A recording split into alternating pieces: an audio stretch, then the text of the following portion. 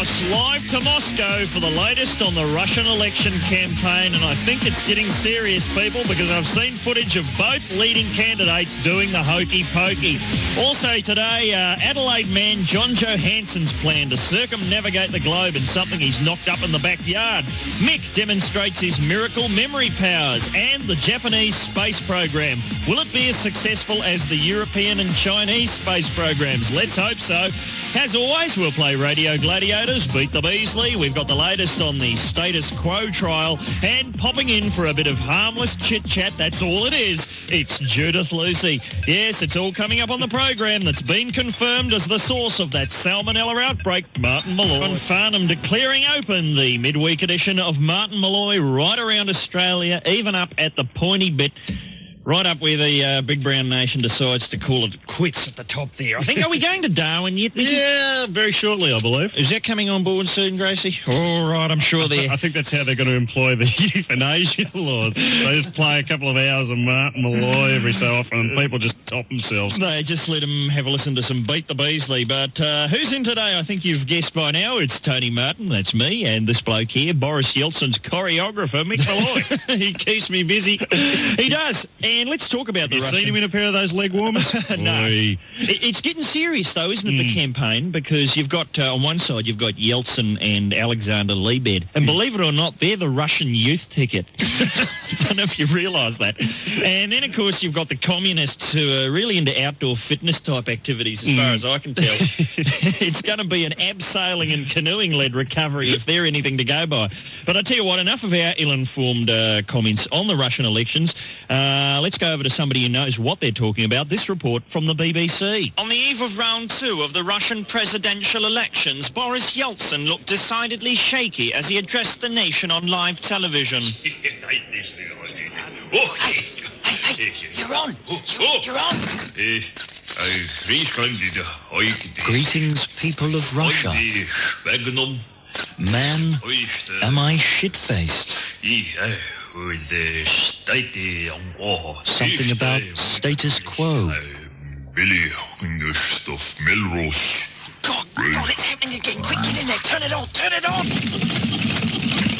Meanwhile, communist leader Gennady Zyuganov appeared at a local gymnasium.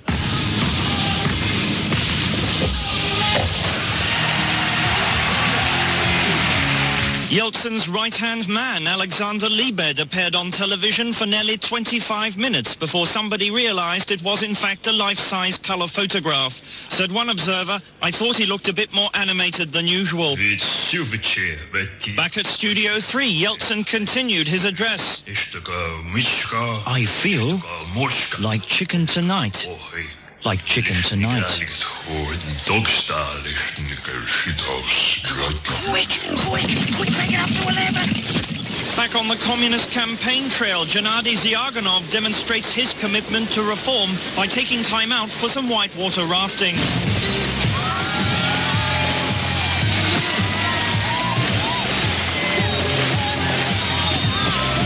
On live television, ultra-nationalist Vladimir Zhirinovsky made this brief statement.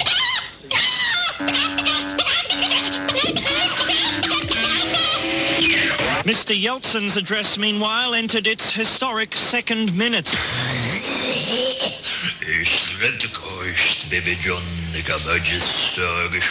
Does it sound like I'm talking backwards? In fact, all Russian does to me. Where am I? Who are you people? G-O, G-G-O. In an attempt to highlight what he sees as the Yeltsin government's failure to successfully manage the economy, communist leader Zyuganov wrestles a large python and attempts to swim to Greenland.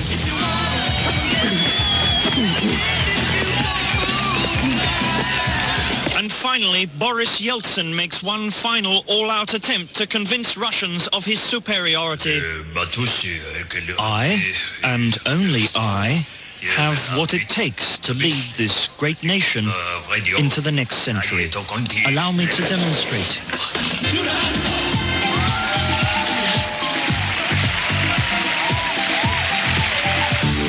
on being loved here at Martin Molloy. Mickey, let's find out what's going on up in the friendly skies. Have a listen to this tone. Solo pilot John Johansson has become the first person to cross the Indian Ocean east to west flying a homemade aircraft. Is that true? Yeah, this was announced after he landed safely in Durban, South Africa.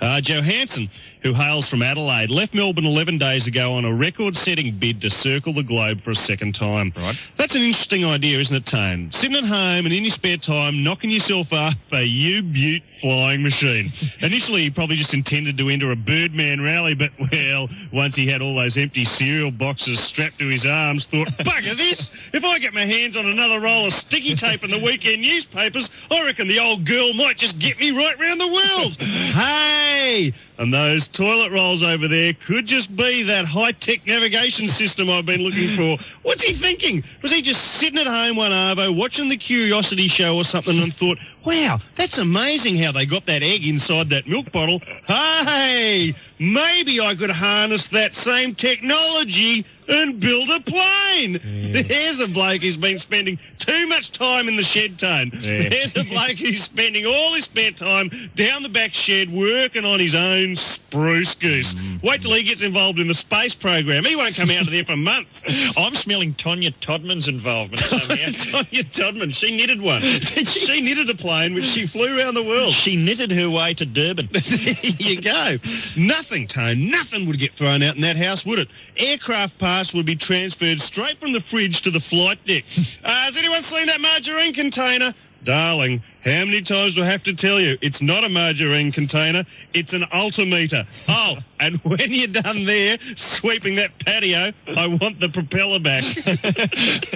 Nothing to get wasted in that house, Tone. Today's empty yogurt tub is tomorrow's black box recorder round at the Johanssons. What would happen if the plane did crash? He'd probably be charged with littering. The cops would be there going, right, I want you to pick that plane up, son, and put it in the bin, and separate the recyclables while you're at it. I don't want this to sound like I'm bagging the bloke, does it? No. I was hoping it wouldn't. I mean, he's knocked up a plane in his spare time using parts that he usually left out on bin night, and then good on him for that. It's just that I can't see it catching on. It's not like an airline will be voted the world's best after unveiling their new Airbus made entirely out of egg cartons, and I can't see the Defence Forces falling all over each other to secure the surfaces of an aeroplane whose weight doubles every time it's raining. And I'm sorry, but the most time-honoured tradition in aviation is the kiddies' request to see the cockpit. Yes. And quite frankly, opening the door to reveal a bloke sitting on a milk crate, pushing a couple of shoe boxes attached to his feet while steering with the lid of an old pizza box just ain't going to inspire nobody. Yes, all right. We'll tell you what the X-rays say when we get them back. That's Eulern, and this is Martin Molloy Morissette. Hi, I'm Dick Cavett. And, you know, I've never been good at memory, at remembering things, at recalling important facts instantly. But as you've just heard, I'm very good at saying the same thing in 3 completely different ways, using 3 entirely dissimilar techniques, or, if you will, a trio of disparate methods. Nonetheless, I, like thousands of others, have had my powers of recall substantially increased, having met the world's foremost authority on photographic recall, Mick Molloy. Mick Molloy is undoubtedly the world's foremost authority on photographic recall. I'm sorry, did you just say that? Yes, I did, but it's an infomercial. It's important that we say the same thing over and over again as often as possible, continually. What, repeating the same information? Sure, re-emphasizing the same facts again and again. Ad nauseum. Over and over. And now let's meet the man. Ad infinitum. No, that's one too many. I've gone too far. You've exceeded the bounds of... Hey, you two, over here. I'm sorry, Mick. Now, your instant recall technique, can you give us a demonstration? Yep, throw a list of words at me. Any words at all, and you'll recall them instantly in a completely different order. Yep. Okay, here we go. Saxophone, swimming pool, fountain pen, necessarily, the color green, light fitting, suitcase, exercise, the number 324-669-81545. Hang on. 5, 4, 5. There. Hold on, you're writing them down. Yeah. How else do you expect me to read them back to you? So basically, your miracle technique consists of writing things down. Got it in one. That's astonishing. And you're saying this is a technique anyone can use for, say, business or learning a foreign language. Sure. What about someone like myself who doesn't always have a pen and paper with them? Well, you're buggered. Although I suppose I could phone a friend and get them to write it down. Whatever. You know, Mick, it's such a simple technique that I really do feel an extraordinary sexual attraction to you. Just plug the deal, mate. No. I feel I should persist with this. How would you feel about jumping into bed and making violent, passionate love to me? Dick, here's a list of words for you. Out, ass, it, your blow. Hold on, I'll have to get a pen. But in the meantime, here's the number to call. If you'd like to learn the Mick Molloy instant recall technique, just send no more than $49.95 every 25 minutes to Yes, I'd Like a Free Pen at this address. Or simply call 324-66-999-81545. Wow, it really works. Well, Mick, I must thank you for coming in today, and obviously, if you'd like to sleep with me... Well, I won't forget that in a hurry.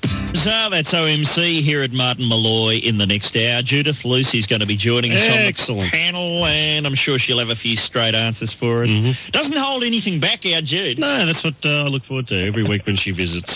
She'll be unloading in the next hour. We'll also be attempting once again to beat the Beasley. And yesterday, what happened? We had a giant effigy of the federal opposition leader. I think it was made from inaccurate biographies of Brett Whiteley. Correct. And our contestant failed to stop it from falling onto the lovable talking piglet babe.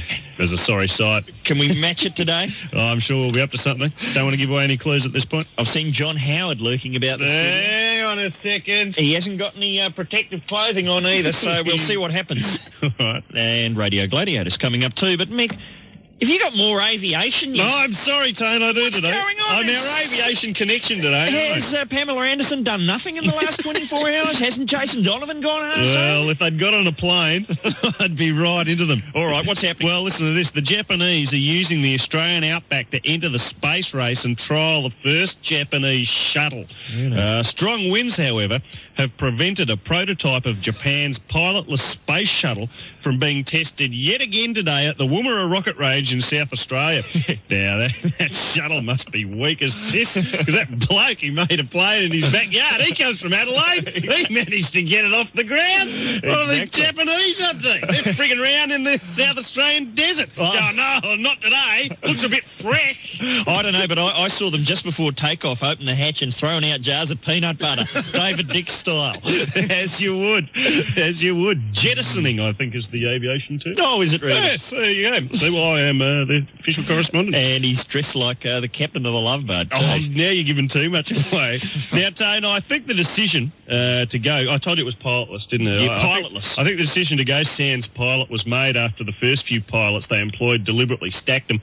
And, well, you know, there's just no call for your kamikaze shuttle pilot at this point. Oh, I see. In the space race, you know, I wouldn't have thought. A Japanese space shuttle, Tone, how would that be different? More economical? Not as much leg room? Surely you'd have less chance of picking up chicks in a Japanese shuttle than you would in one of those big American yank tanks. Chicks love them, Tone. Oh, do they? Go, hey. Oh, yeah. Get yourself an American shuttle. That's my advice to you. I've actually seen the prototype, Tone, and well, how would I describe it?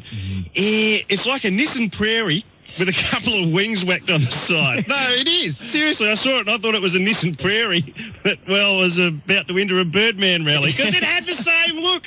That's all I can tell you, though, because they're being very secretive about it. I couldn't see much beyond that. They wouldn't let me pass the front gate, which just had a huge sign on it saying, no entry, Japanese shuttle testing. Then underneath in smaller letters it just said, please consider. Stranger human oddities than we dare present in this show. Brought to you by Absolutely Nobody. Welcome back to Martin Molloy and Mickey. Are you ready to rock? Yes! It's time for a special musical edition of... Have you been following the status quo trial over there in London? What do you mean, the status quo trial? I haven't, and I'm thinking, what are the charges? That could be anything. Well, it hasn't even got to court, but it's still being described as the quo trial. Listen to this. Francis Rossi and Rick Parfitt, the old firm at the wheel of status quo, the British band who are this year celebrating their 30th anniversary, have lost their bid to force Britain's biggest radio station to play their music. Now, for any youngsters not familiar with the quo sound, here's a sample. Yep,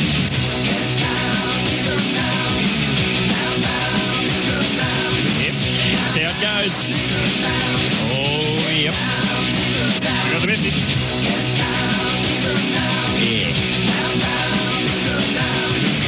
Does it change, Gracie, at all? I think there's a chord change coming up. Here we go. This is my favourite bit. That's what we're waiting for. It's enough quo, I think. We're making people sick. But anyway, this case has been in the news for nearly a year now. BBC Radio 1 say status quo are unfashionable, they're out of date, and basically they're rubbish, and we don't want a bar of them. Now, Quo have arced up and said, right, see you in court, but it hasn't even got that far because High Court Judge Justice Collins has sided with the radio station saying, yes, Quo are rubbish, the BBC don't have to like them, and the case would be an utterly pointless waste of time. Parfitt and Rossi weren't just representing themselves in this case, they were also going into bat for several other artists who have been banned from the Beeb for being unfashionable, including Rod Stewart, Barry Manilow and Sir Cliff Richard. Now, Justice Collins has personally described status quo as old hat. Now, Old hat. Come from an 80-year-old bloke sitting there wearing a wig. going your old hat. Oh, that would be hard to take. When you're in a rock band and you've been described as old hat by a beak from the High Court in Britain, You're in trouble. I think it's time to maybe give the game away. But anyway, we thought that was as good a cue as any to do one of our old favourites. We want to hear the daggiest record in your house, the daggiest record in your collection. We want you to call us up and play a bit. And as always, we're going to provide a few examples because guess what I've done, Mickey? What have you done now? I've raided my dad's milk crate. Oh, you're an adventurer. He doesn't listen to this show, so he'll probably never find out, but I've brought in some of his own personal selections. Now, here's one you'll often hear when you show up at my dad's place. You just open the door and you'll immediately cop a bit of this. And is he whistling along? He does the whistling himself, and it's, of course, Gilbert O'Sullivan. Is there a chorus imminent? The moment I met you, I swear. That's Claire. And you know, my mum loves that because, of course, her name just happens to be Jeanette. So she finds that fantastic. Now, he's not only into the old Gilbert O'Sullivan. Taking that off, Gracie. Taking that off. We'll play the rest of it before the show's through. He's also into your, what would be called super groups, your pomp rock of the 70s and 80s. And who would that be? That would be... Oh, your... Asia? Journey. Styx. Lady, when you're with me, I'm smiling. Oh, that's enough. Have you ever walked in the lounge room and caught your old man just lip syncing along? Oh, yeah. Playing a bit of air guitar. And playing a bit... Well, usually trying to copy the cover of Hot August Night. I don't know what it is that Neil Diamond's doing on that, but he does a bit of that. But it's not just, your rock and roll standards. He's also into your kind of sexy romantic music. Jump in my car. That's one of his favourites. And as he likes to point out, he's not out of date. He's not just into the old stuff from the 70s and 80s. He's into the now sound. He's into what the kids are listening to today.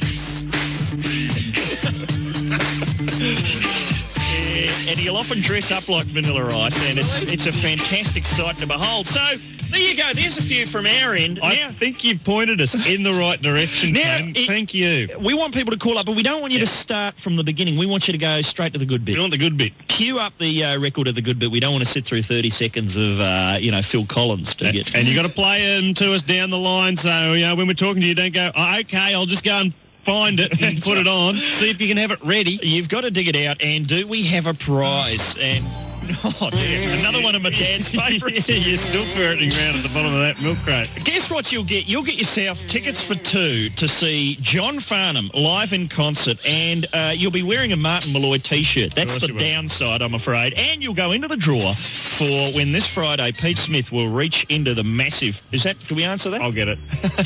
Part of the song, is it? I'm never sure. Hello, Daggy's record.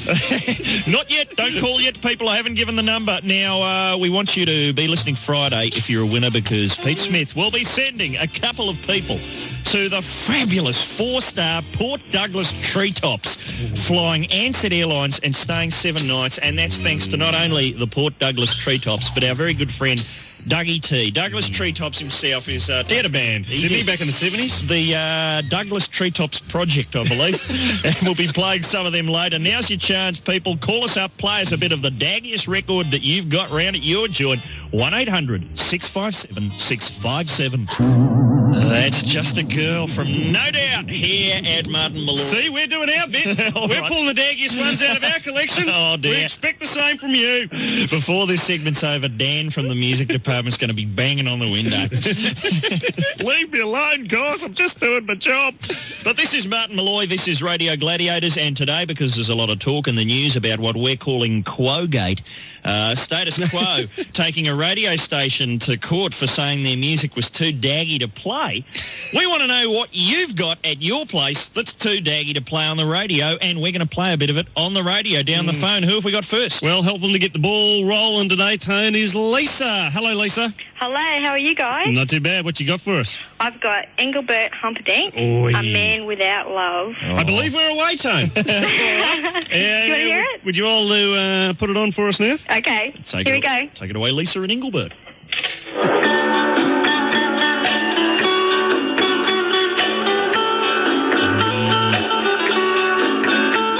Is the guru about to come in? Yes, that's definitely a man without love, but not a man without a ludicrous name. Engelbert. There's only one. And is that your own copy, Lisa? It was my first record my mum ever bought me. Yeah. How embarrassing. And did you ever buy a second? No. Or was that it for you? That did it. All right. Well, you're in the lead so far, as we like to say on Gladiators. Thanks, Lisa. Now we'll talk to Daniel. What are you sitting on, Dan? Oh, what aren't I sitting on? I'm just going through my parents' record collection. Are they out of the house at the moment? They are. Surprise, surprise. And what do you come across? Well, in my own, I've got a treasure, Cats. Oh, they're the soundtrack from Cats. Yeah. Okay, we'll play a bit of that down the phone. Okay, just a sec. Here we go.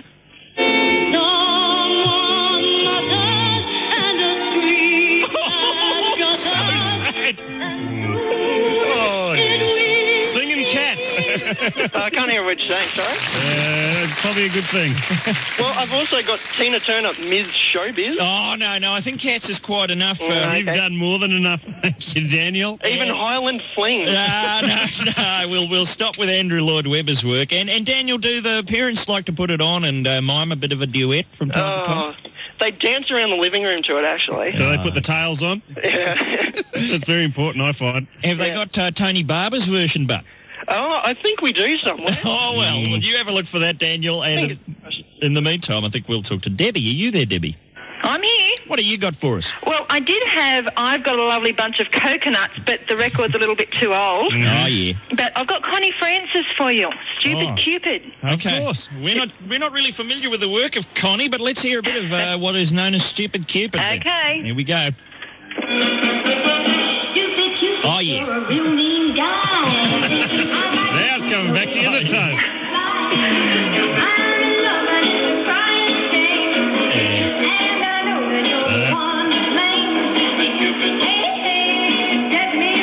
Yes, indeed.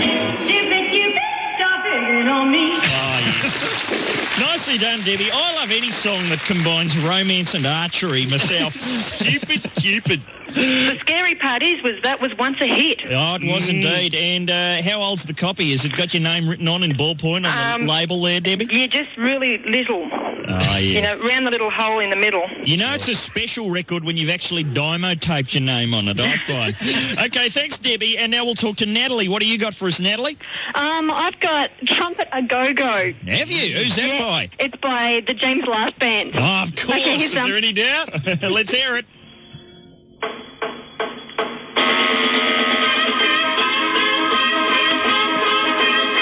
I hope she's got the right speed.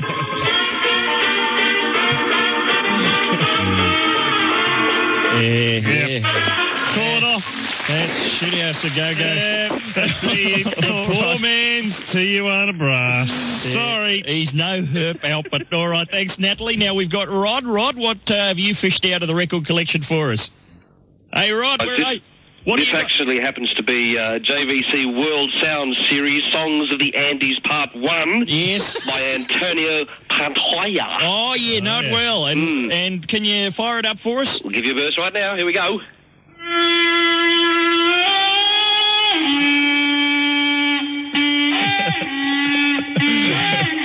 There's a ship arriving in port, I think. He's one of those guys from the footy with one of his trumpets. That's just the beginning.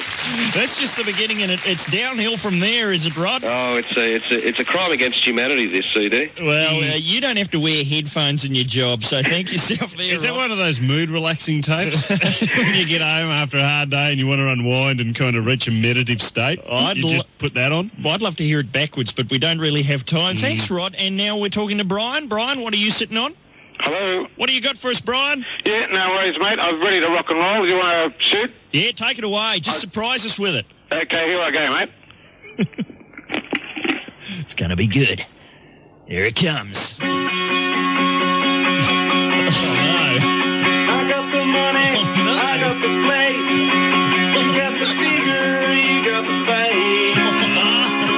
Let's get together and do it over the glass of champagne.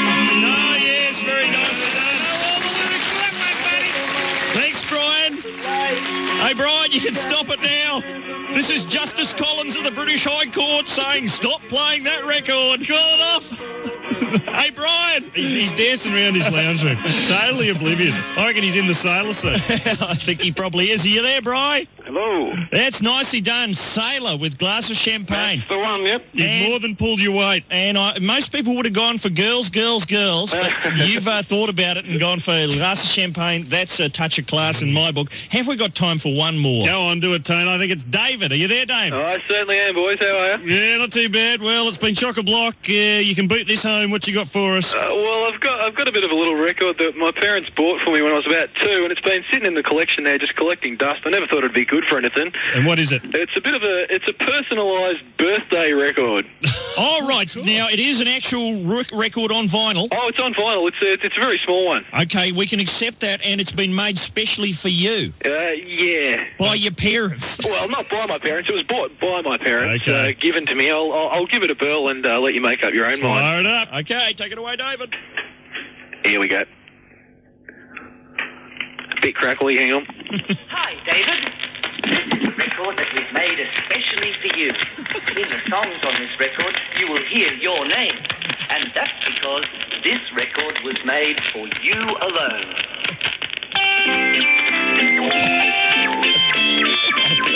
I think We know a boy called David, and we like him so. We've come to visit David, so we can say hello. Yes, I think we have a winner. So we go to David. No, that was quite appropriate. All right, David, you've won against a pretty tough field today. And I bet you never thought that record was going to come in useful again. Oh, Christ, no. And what I love is it's so crackly, it actually sounds like you're putting it on a log fire while you're playing. So thanks for that. And you've got yourself tickets to see John Farnham. You've got the Martin Molloy T-shirt, and you've gone into the draw for the trip to the fabulous 4-star Port Douglas Treetops, which Pete Smith will be personally drawing the winner of this Friday. Fantastic. Thanks, boys. Thanks for playing Radio Gladiators. Thanks to everybody who went to an extra bit of trouble to help us out today on the segment, and we'll be back in the next hour with Judith Lucy. This is Martin Molloy, brought to you by Absolutely Nobody. FM. And in this hour of Martin Molloy, our very own Olympic demonstration sport, Beat the Beasley, all thanks to the good folk at Sanyo. We'll continue our top shelf coverage of Wimbledon 96. And next up, our very own Dr. Feelgood, Judith Lucy. Feels, according to Tina Arena here at Martin Molloy, it's the second hour, and time to welcome a woman who, well, she's so desperate for attention, she often just throws on a red wig and fronts up at shopping centres going, "Look, everyone, it's me off the X-Files. Please, please, one at a time, Judith Lucy." I prefer the Dr. Feelgood introduction. We're clawing around for intros for you these days. Yeah, I think, you've covered just about every base, really. Well, what have you got for us? What's been happening since last we spoke to you? I've moved. Have you? I have moved, and... Was that your decision, or is this part of that police witness protection scheme thingy they've got organised? Well, it kind of wasn't my choice because they sold my flat, but I don't know if you remember, I am particularly skilled at moving. I think I may have discussed one of my previous moves where my housemate and I made the decision to lock ourselves out of the house the night before we had to move. I decided rather sensibly to drink myself to sleep at a friend's house, but my housemate went for the much more comfortable alternative of sleeping face down in the dirt of our back garden. She then eventually let herself, and you know me, it's a true story, she then eventually let herself into the house by smashing the glass in our front door because she thought she could explain to the real estate agent that we'd been broken into. They didn't actually go for that explanation. I eventually came home, thought, look, moving is so relaxing that I may as well just throw up all day as well.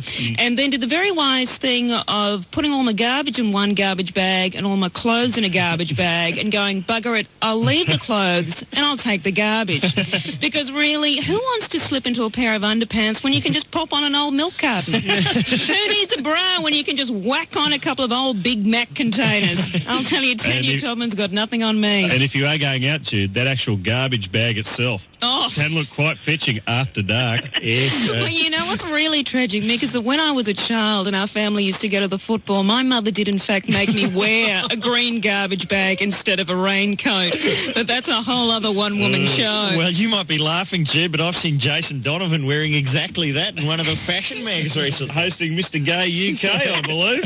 In something that Mrs. Lucy had run up for him. On something you'd put out on bin night. Well, Mum, she gets around, God love her. So, yes, I'm moving out of my flat. Well, I have moved out of my flat, which is good because I've actually gotten quite jealous of my next-door neighbour, who's an elderly woman who's actually very nice.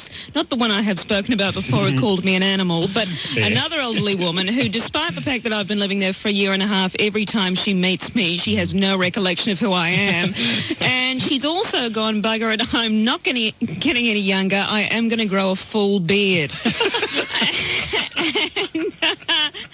Here's an interesting fact, listeners. I don't know if you know, but actually, if you're a woman and you consume a lot of alcohol, it does boost your testosterone levels and does increase your facial hair. So I'm thinking by the time I'm 70, it's going to be hello, Santa. Look at you grizzly Adams. I may even have a scrotum by then. Who knows? Fingers crossed. But basically, so I've done the move this weekend, and I've basically held on to my basic belief that there's nothing that getting organised or packing can achieve that a bottle of vodka can't. So I have let a few things slip through my fingers. My first mistake was to get the phone disconnected a little too early. Oh, yeah. So the removalist truck actually broke down, but of course they couldn't tell me because the piece of string that connected our two tin cans wasn't quite long enough. But that turned out to be a bit of a blessing in disguise because the day I was moving, I discovered I had lost my MasterCard, which is also my ATM card. So I had no money. The real estate agent would not give me the key. So essentially this weekend, I was left homeless with $20. And wearing a garbage bag. That's the thing. I really did get a taste of how those less fortunate than me spend most of their time. Like your flatmate, who's face down in a pile of dirt in the backyard. What a glamorous couple. What a glamorous showbiz couple out at the Lucy's. I wouldn't have called a removal van. I would have called an exorcist to move you. And so what's the new pad like, Jude? Is it like, is it a love shack? Would you describe it as a love shack? I think, Tony Martin, you know that anywhere I live is a bit of a love shack, whether it's just a lean-to or a gutter. But can I just... and God knows that was pretty much the case on the weekend. At one point, I have actually had an elderly man come up to me and start screaming at me in the street. He was obviously a little mentally disturbed, and he has just started screaming at me, "What's your problem? Do you think I'm some kind of loser?" And I wanted to go au contraire. Are you single, and can I hit you for $20? Well, you might laugh, Jude, but that man was possibly a former king of pop. You just don't know. Well, you never can tell. Or alternatively, an old woman with a drinking problem. You just don't know, Jude. All right, Jude. Well, the good news for you is you've moved somewhere new, and that means you've got a whole new set of neighbours to slag on our show every week. Damn right, and don't think I'll be wasting any time. All right, but can you stick around for another break with us? I'll be talking plastic surgery. Try and get rid of me. There goes the neighbourhood. Next on Martin Molloy. Mellencamp there. Hurts so good here at Martin Molloy, where Judith Lucy's sitting in today. And Jude, is it time for a bit of secret women's business? Yes, it is. It's no coincidence that you did refer to me as Dr. Feelgood a little earlier, because I am going to be talking today about a kind of plastic surgery that I certainly wasn't aware of. Yeah. I read about it in New Woman, and let me just read you the opening paragraph. Okay. Carrie East disliked the way her body looked naked. It wasn't her outline she felt uncomfortable with, nor was it the size of her thighs or the shape of her breasts. Okay. What bothered her was something much more personal. I've always had a large labia. Really? Right. Now, so for people who might not be familiar, we're not talking about a character from Romeo and Juliet. We're not talking about a small nation on the north coast of Africa. We're talking about the downstairs department. But let's get it out on the table. Let's get it out in the open. We're talking front bottom. Okay. That's what we're talking. And it's all for the purposes of medical information, listeners. Oh, absolutely. But listen, Isn't that a good thing? A large labia? I would have thought. Well, mine's bigger than that. That's nothing. That's nothing. Have a look at this. I've got to say, Mick, that I've had many conversations with many women, and never at any stage has anyone gone, I'd feel so much better about myself if I didn't have such a bloody large labia. But I got to lug it round town. I can't go anywhere without it. I've got a bloody semi-trailer for my labia. It's in a wheelbarrow. But obviously, I just push it round town. The team at New Woman have decided this is something that needs to be brought out and discussed. The cat's out of the bag. So let me continue. Sure. I am a little worried that Gracie's got his head in his hands, but I'll push on. So Carrie East has taken herself off to a plastic surgeon to have her labia remodeled. Oh, okay. Now, what that means, whether it means she's got a bit of a Venus de Milo downstairs now, I'm not too sure. But I think it means you're getting a winged keel installed. I've got no idea. I'm trying to help you, Jude. Well, it's as much a mystery to me as it is to you, but it gets better because something that apparently goes hand in hand with that procedure, and I'm afraid it's not getting better, is you can get a bit of liposuction done on your pubic mound. Is that right? I see. So you can now actually get a bit of fat sucked out of your front bottom. And look, I'm bloody glad, because it's always been a problem area for me. I'll quite often go, now look, I won't have that second bit of chocolate cake. It'll go straight on my pubic mound. Thanks, Mum. So... You get a little pot belly. You know, a little pot belly on your mound. That's not a good look. I remember the days when the women's mags were just knit yourself a fun tea cozy. Make yourself a fun travel quilt. And what's the Queen Mum up to? But obviously they're running out of topics, are they? I know, it was. It used to be doily talk, but now, look what we've got. But listen to the surgeon. The surgeon actually says, ultimately, looking good translates to sex, no matter whether it's your eyelids or your labia. What happened to going out and buying yourself a new frock? What happened to a new haircut? I mean, now what do? You're going, oh, okay, I'm going on a hot date. Bloody hell, I'd better get my eyelids and my labia done. But I'm sorry, this is the quote of the article. Okay, hit us with it, Jude. He's talking about women being self-conscious about their pubic mound, and he actually says they... I'm sorry, Here we go. They feel it sitting out there like a hood ornament on a Jaguar. Now, for myself, it's a bit more like a rhubarb on a four-wheel drive. But the good news is that if the operation goes awry, that you might actually suffer permanent discomfort when walking, sitting, or having sex. So nothing too inconvenient. No. That leaves, standing. Standing, of course. Essentially. So maybe the only thing you'll be able to do without pain is stand, but at least you'll know you'll have the trimmest, most attractive genitalia in town. There you go. And I'm just wondering where it's going to end. Is it going to end with Joanne wasn't happy with her body naked. She wasn't upset with the size of her bottom or her stomach. Joanne was uncomfortable with the size and shape of her lower intestine. Because I really did feel that was one area of the female body where we really didn't have to go, well, I'd better pop off and get some surgery. We'll save something for next week's segment, Jude. Is there anything left?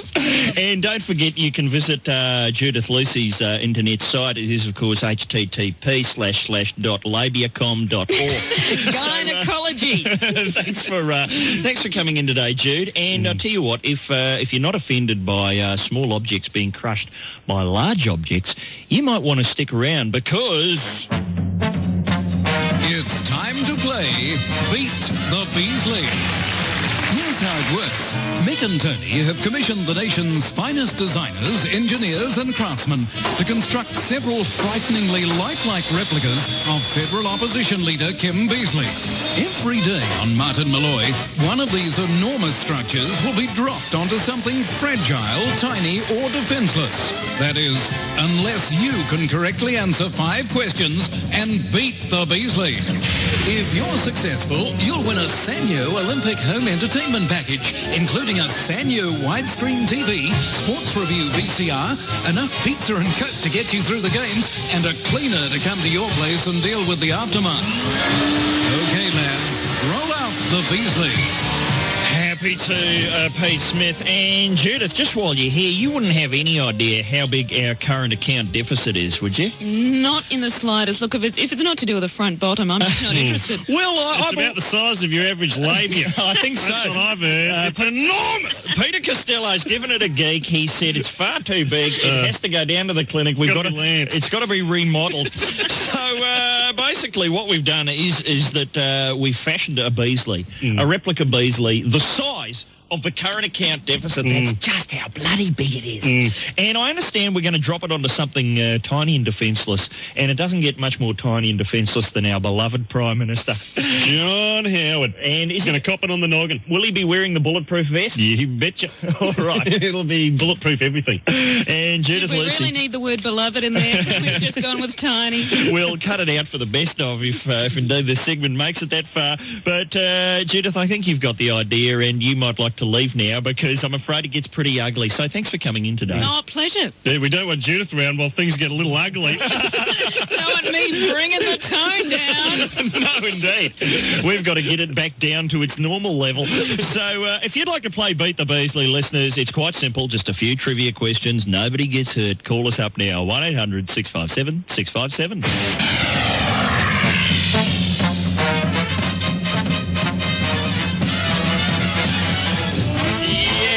It's time for radio's most popular combination of plunging politicians and fabulous prizes. Beat the Beasley here at Martin Molloy.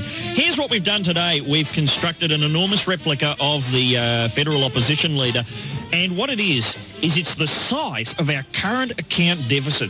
So we've hardly been able to get it into the studio. The crane's under strain today. We're going to drop it onto the Prime Minister simply because he was passing by and he's got a bulletproof vest on. So he seemed like an ideal target. And helping us out today, who have we got, Mickey? It's a young man named Darren. G'day, Darren. Good evening, gentlemen. How are you, mate? Good, thank you. Where are you calling from? All right. All right. Right. So you be listening to us on the big power Power FM. Power FM and Ballarat. More power to you. And hello to the team at Power, and just send those complaints straight down to us, if you could. And Darren, what's going on up Ararat way? Pretty cold, fellas, pretty cold. Pretty cold, bit nippy in the mornings? Oh, yeah. I think the Ballarat region would be one of the coldest in Australia, wouldn't it? Oh, snows, you name it. Yeah. That's where we went during the Late Show, if you remember, Tone. We were filming, I believe, Shit Scared, which, when the bus blew up prematurely after a day's construction. That was pretty cold, as I remember. And what do you do for a job up that way, Darren? I work for a mining company. Oh, what do you... You're not mining for Sphagnum, are you, by any chance? No. You're not working your 12 hours a day in the Sphagnum mines? No. Okay, well, today you're mining for answers to very simple radio trivia questions. I hope they are. We've tried to make them as simple as possible Here comes today. the Beasley. And it's just hanging there. Here comes the question. It's a big bugger. Yes, indeed. And Darren, who is our Prime Minister? Darren? John Howard. Yes! The Queensland Firearm Owners Association refer to John Howard as sawn-off little what? Johnny. Oh, sawn-off little dickhead, I'm afraid. Where did the tainted peanuts come from? In Queensland. Yes, we'll accept that. It was, of course, Kingaroy. Name something else from Kingaroy that can give you the shits. Pass. Oh, we would have accepted the Bjelke-Peterson family. I knew that. Name a TV show that's been turned into a movie. Oh, shit. Brady Bunch. Yes! Name a movie that's been turned into a TV show. Mission Impossible. Oh, wrong way around. Wrong way round, buddy. We would have accepted MASH. Name a movie that's been turned into a ride. Lethal Weapon. Yes! Name that chip you put in your telly to screen out violence. Quickly. Don't know. Oh, it's the V-chip. The V-chip. Gareth, I love you.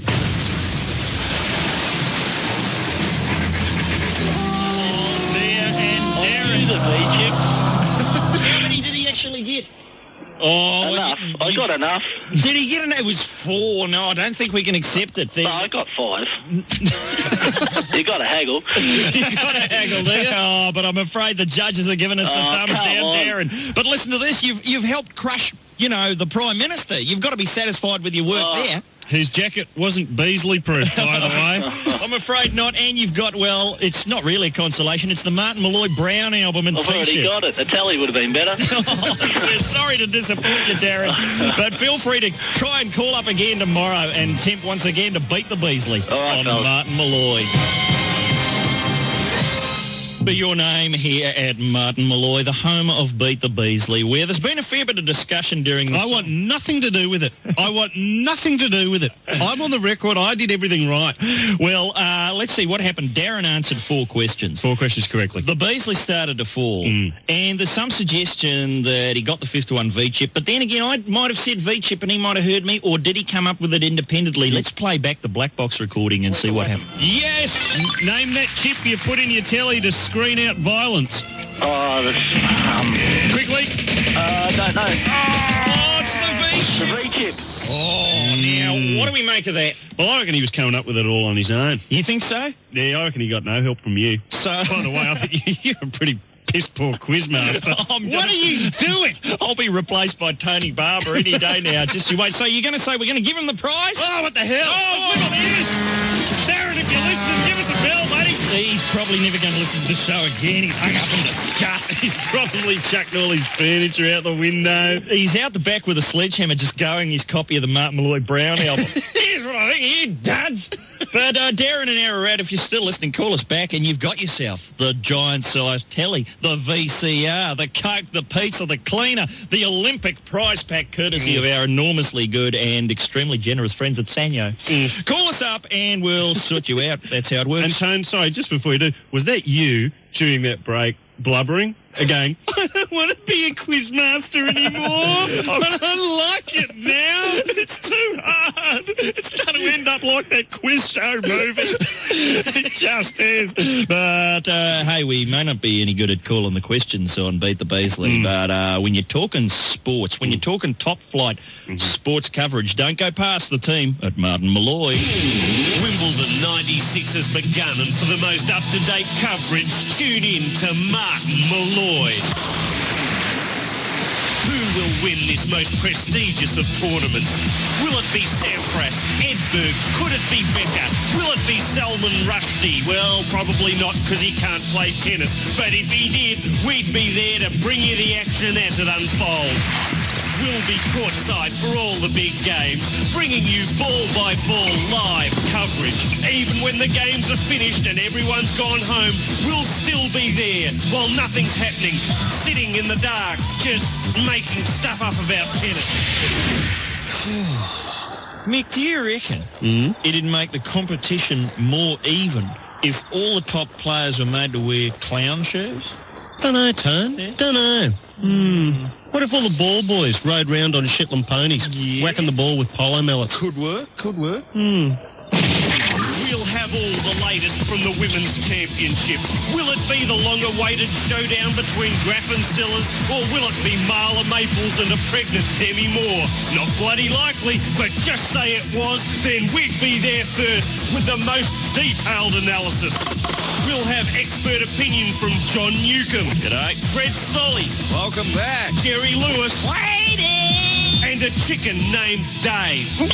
So join the team at Martin Molloy for the best in tennis coverage at Wimbledon 96. It's almost as good as being there. Yeah. Mick, do you reckon Andre Agassi gets those baggy pants from a big men's store?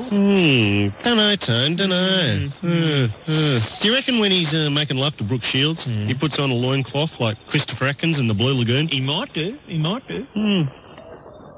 The only thing that looks good on him is you here at Martin Molloy. We're about to revisit the Russian election campaign before we sign off tonight.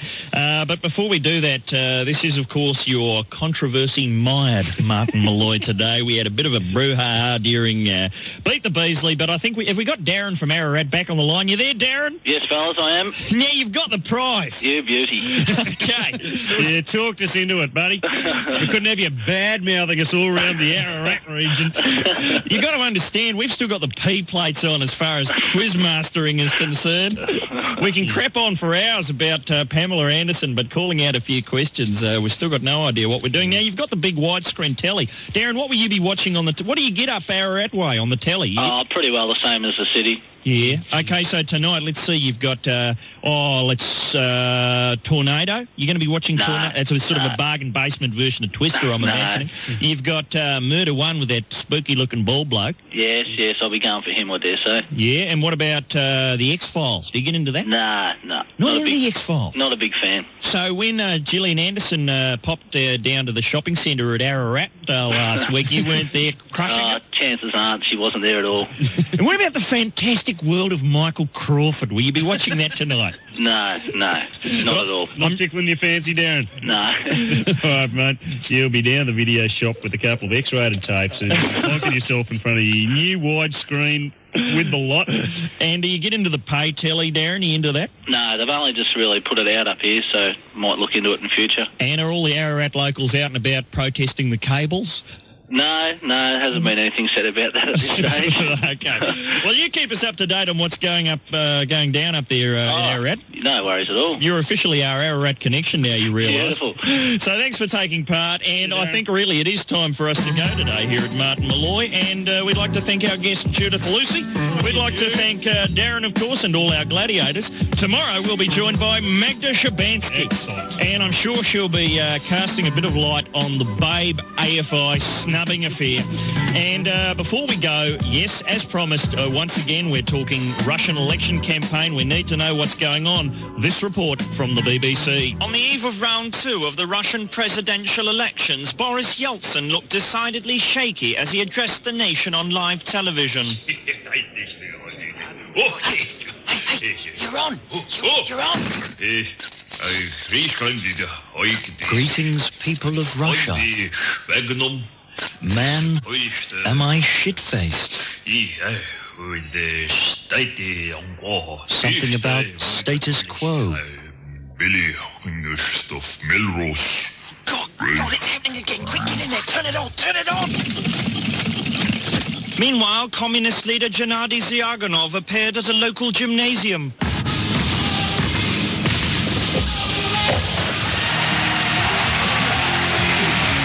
Yeltsin's right-hand man, Alexander Liebed, appeared on television for nearly 25 minutes before somebody realized it was in fact a life-size color photograph. Said one observer, "I thought he looked a bit more animated than usual." Back at Studio 3, Yeltsin continued his address. "I feel like chicken tonight. Like chicken tonight." Quick, crank it up to 11. Back on the communist campaign trail, Gennady Zyuganov demonstrates his commitment to reform by taking time out for some whitewater rafting.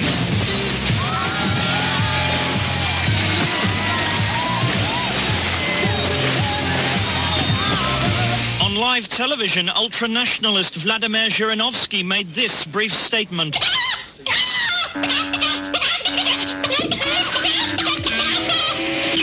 Mr. Yeltsin's address, meanwhile, entered its historic second minute.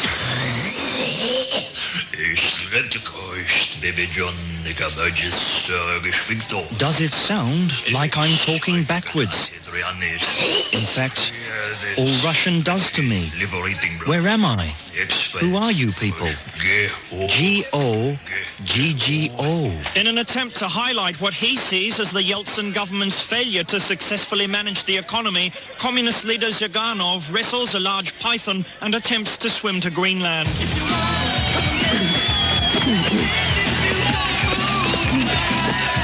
And finally, Boris Yeltsin makes one final all-out attempt to convince Russians of his superiority. I, and only I, have what it takes to lead this great nation into the next century.